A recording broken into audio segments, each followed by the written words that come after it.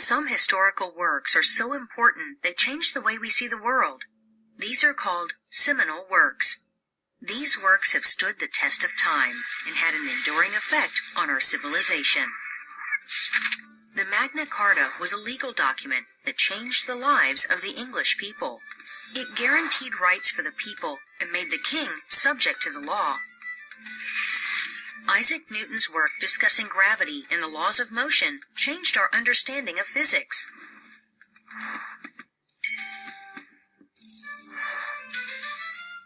This made way for numerous inventions and advances in science.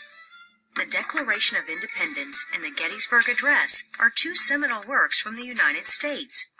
Each deals with the rights of the people, and each is remembered today for the impact it had on the perception of what it means to be the land of the free. Seminal works change the way we see the world because they provide the reader with a new, groundbreaking perspective.